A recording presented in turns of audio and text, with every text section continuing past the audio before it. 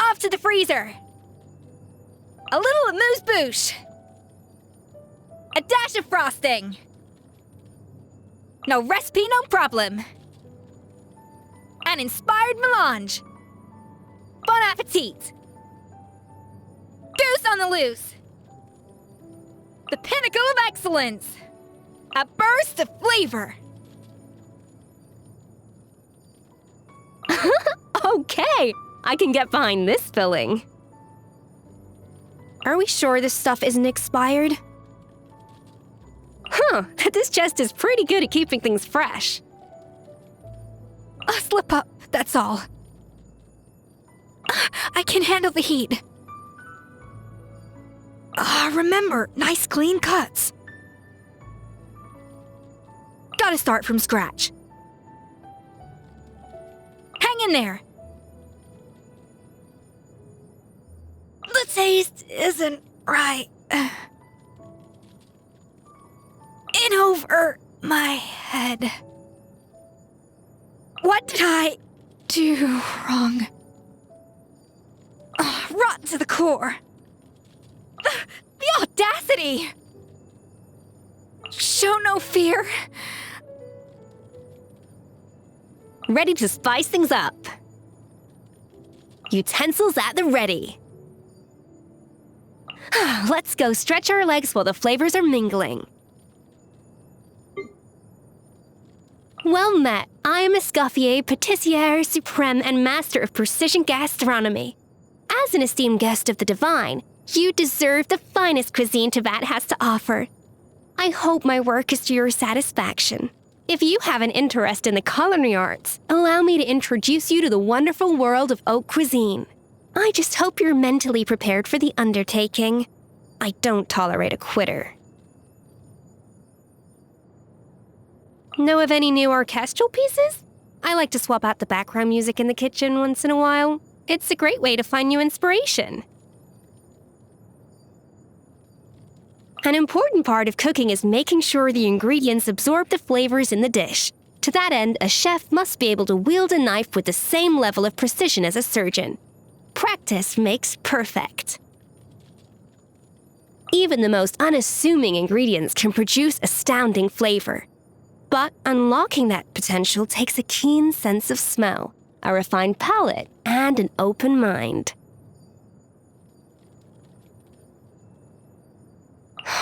Humid air filled with the rich scent of leaves and earth.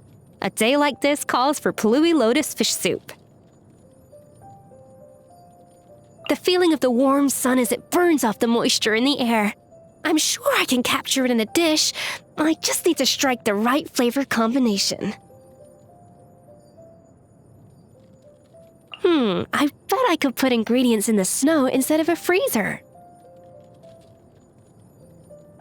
The sunlight is so bright, like a dish with sharp notes of citrus, a foam made from berry leaves, and a hint of sugar. Not a bad idea. Still half asleep, huh? Here, have a freshly baked sea salt croissant and a canepa berry palmier, with a cup of Buell fruit tea. Breakfast of champions. There was a time when the importance of lunch was overlooked, but modern society places a much greater emphasis on self-care. So, now we realize that nutrition without lunch is like a symphony without strings. Utterly lackluster. So, let's not waste another second.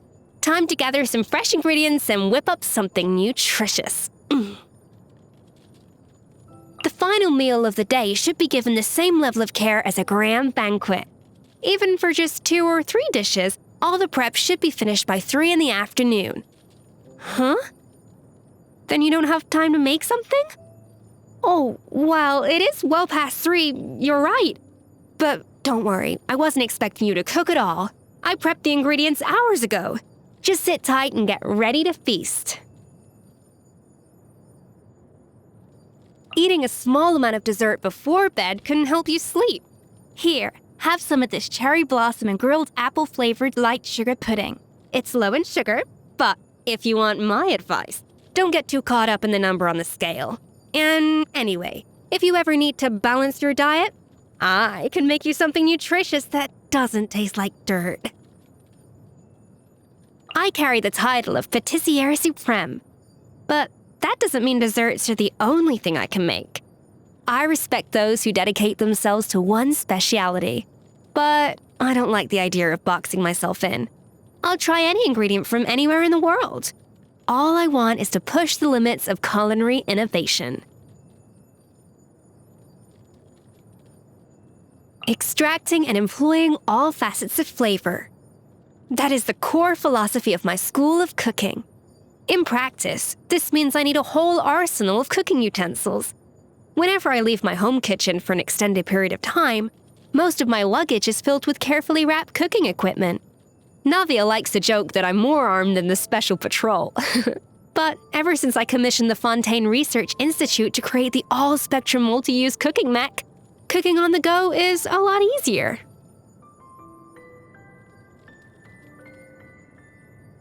As some ingredients start to spoil, others are just beginning to sprout.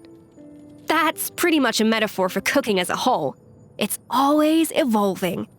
Classic recipes are valuable, but that doesn't mean we should be confined to that era. Of course, innovation needs to be thoughtful. Otherwise, you might end up with abominations like lavender melon cream macaroni or Jueyun chili-infused Earl Grey tea. At the very least, you need to know where to draw the line. A chef should strive to give their customer the best experience. But when it comes to critique, the customer isn't always right. Some people are born with a less refined sense of taste. Others don't care about the subtleties of a dish, much less the intricate combination of presentation, smell, and taste. You, on the other hand, are a special case. You're detailed, perceptive, well-traveled, and someone who has dined with the Archons themselves. As such, only you have the right to critique all aspects of my work. If you think there's something off with one of my dishes, just let me know. I won't take offense. I don't know much about how visions work, but that hasn't stopped me from using mine in the kitchen. It's like I always say, cooking is a science. There are so many flavors waiting to be discovered. I know some monsters look disgusting, but finely chopped and ground into powder, their flavor can be incredible. Without my vision, getting my hands on unconventional ingredients like that would be precarious to say the least. Oh, and best of all, I'm basically a walking freezer.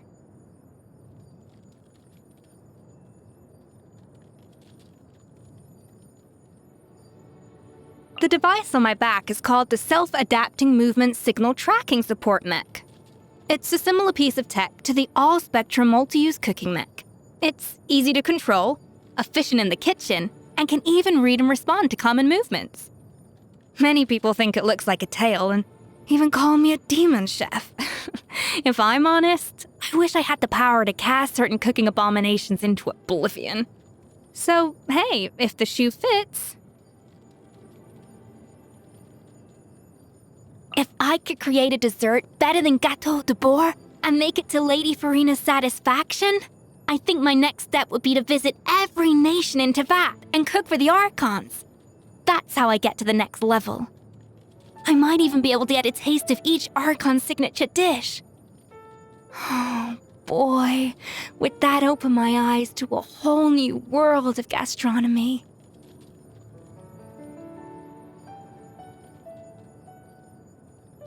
Early in my career, I worked at a small restaurant in the Vasari Passage. One day, entirely out of the blue, Lady Farina decided to dine at our restaurant after a performance. As I was scrambling around the back, a customer asked to meet the head chef. So I rushed out to their table, knife still in hand, and completely froze.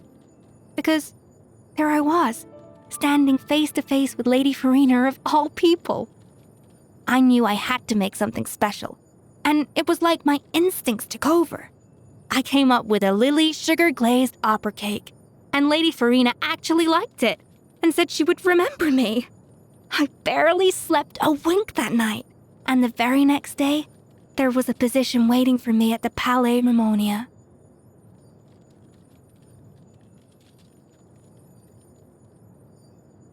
After that, Lady Farina gave me the title of Pâtissière Suprême and said, when it comes to confections, I was worth a whole army of pâtissiers. That gave me a lot to live up to, so I shut myself away to hone my craft. And, well, it seems like I missed a lot of important events in the meantime. Lady Farina doesn't even live in the Palais Mimonia anymore. Oh, I don't really understand what happened. But I do know this. Lady Farina will always be the most important benefactor of my life. She only has to say the word, and I would go work as her personal chef in an instant. No compensation necessary. My parents took me to the Hotel de Boer for the first time on my 5th birthday. I remember I found this hat on the ground. It was beautiful and carried the intense, warm aroma of roses. Following that scent, I was able to find the owner and, well, that scent is Navia to a T.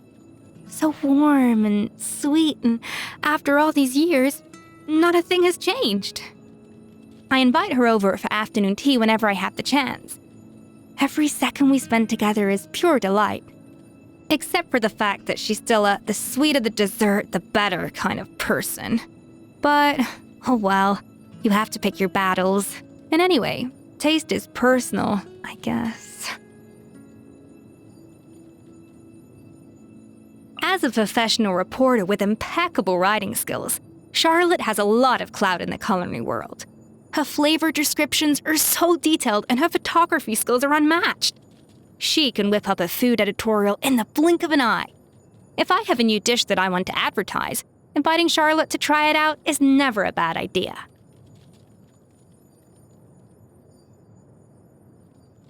The head nurse, huh?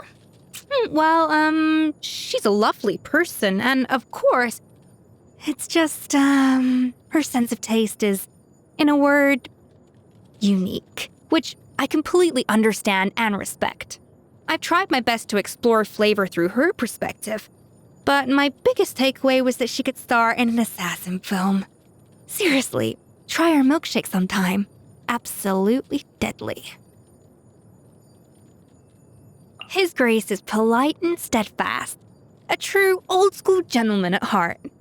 Still, eating the food at the coupon cafeteria? Now, that was a cruel and unusual punishment indeed.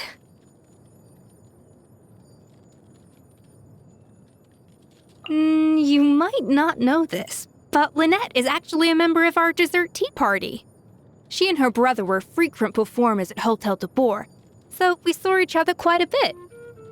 In the beginning, she seemed distant and cold, but once I worked up the courage to invite her to the tea party, I realized that her emotions are as rich and varied as a plate of rainbow macarons. When she likes a particular dessert, her ears flutter back and forth, and if she doesn't like it, her tail droops down. Wait, don't tell me my tail does that too.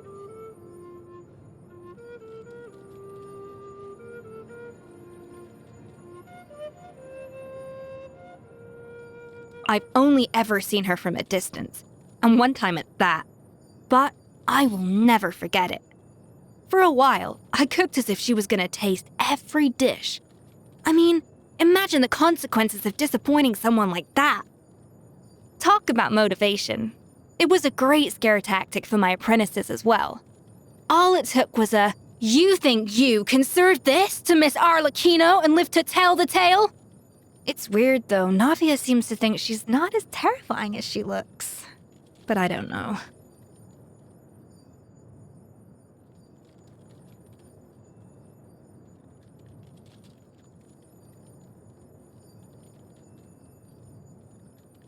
Did you know that food-inspired scent formulation is a popular field in perfumery? Miss Emily has helped me learn a lot about extracting fragrances and aromas. I feel like I have a whole new appreciation for the dynamic between smell and taste. I hope I can use it to my advantage one day and use fragrance to unlock a whole new sensory experience. As for Miss Emily, it's just really nice to have someone who appreciates a scientific approach. Oh, Veressa. The fruit from her orchid is amazing. Biting into one is like being transported to a lazy summer's day. She could charge me an extra 20% and it would still be worth it. So I always treat her to a meal after every purchase. Her appetite is astonishing. It may look like she scarfs it all down in one bite, but if you actually talk to her about the food, it's obvious she appreciates the subtle details. In other words, she has the appetite and palate to back it up. I love serving food to people like that. There is a saying in Liyue, beyond every mountain lies a higher mountain. But when it comes to Xiangling and me, it feels more like I was holed up in a cave and she dragged me into a new world. She uses techniques I've never heard of and chooses ingredients I could never anticipate. Her dishes seem to redefine what I thought was possible. You can't even analyze them within the framework of classical Fontanian cooking. Meeting her has convinced me that staying cooped up in my kitchen isn't the answer. I need to go out and explore what other nations have to offer. For me, food is far more than a source of nutrition or sustenance. It's the star of the most important ritual in our lives. A great dish can give us hope, joy, and strength. The act of cooking is like the figure of the snow-winged goose. There's a certain grace and elegance to it. It's an art form that takes a lifetime to master.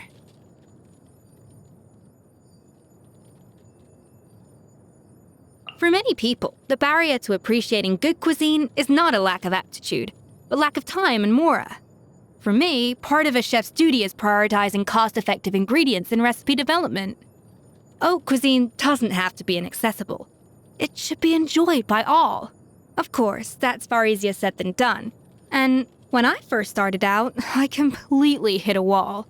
But that's what inspired me to pursue precision gastronomy.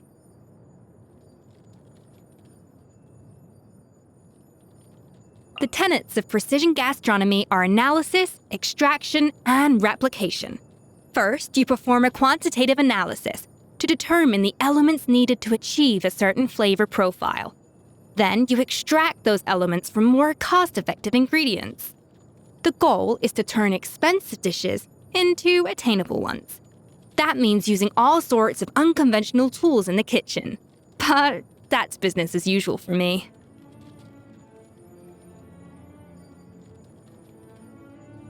In theory, precision gastronomy can do more than just reduce the cost of a dish. It also forces the chef to get creative and innovate. Of course, I'm not doing it out of some desire to become the best in the world or earn some other superlative title. I'm not naive enough for that. My goal remains unchanged, turning haute cuisine into a cuisine for all, while reinventing flavor as we know it. My ideal life is being surrounded by pleasant music and having ample time to explore promising flavor combinations with a fellow food enthusiast by my side to serve as a taste tester. That's what I'm saving up for, at least. As for my future sous chef, ingredient procurer, and taster of my dishes, I happen to already have someone in mind. Hey, why are you avoiding eye contact all of a sudden?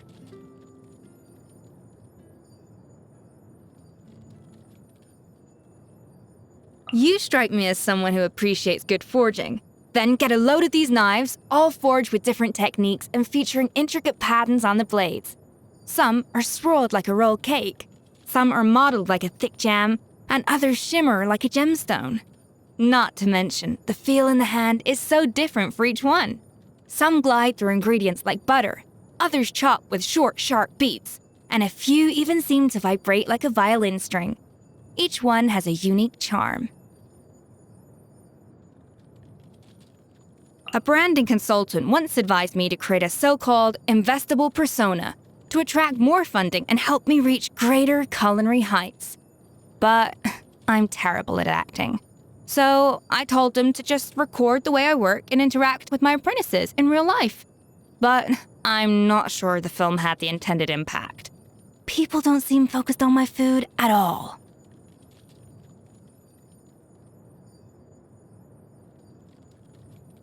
I've tried most of the traditional cuisine Tibet has to offer. So now my focus is on the unconventional and the unexpected. My favorite recipes are the ones that turn an old classic on its head. In fact, if you want my expert opinion, you have infinite potential in that regard. I'm really looking forward to your future creations.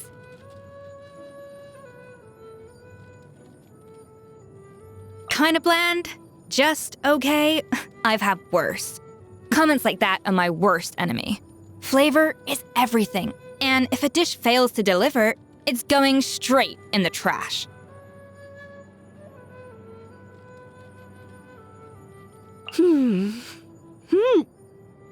Wow, incredible! You have a gift. I should teach you everything I know as soon as possible.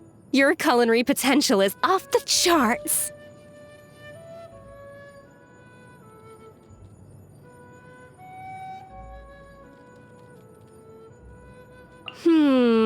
Just meh. It's not bad, just forgettable. I know someone of your talent can do better than this. Back to the drawing board, I think. I look forward to the new and improved version. Friends tell it like it is, so here's the truth. If one of my apprentices served this dish to me, I'd turn it upside down on their own head. For you, though, I'll finish it and then give you a thorough evaluation. I hope you take my feedback to heart and learn from your mistakes. Out of consideration for your diners and your own taste buds, dig a little deeper next time. My senses are sharper. It feels like the fragrance, color, and texture of food are much more defined. Perfect! This should help me cook with even more precision.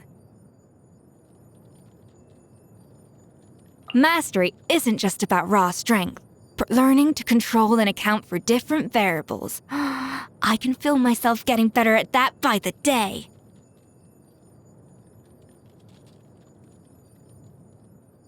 I can see it. The golden point in time when form and flavor combine for maximum effect. The most efficient pathways for the transmission of flavor. The subtle acoustics as you bite into a dish, and how they can enhance that experience. Thank you so much. With your inspiration and support, I now have what it takes to extract the finest flavors nature has to offer and redefine the very limits of culinary perfection. And after that, I'll find a new peak to strive towards.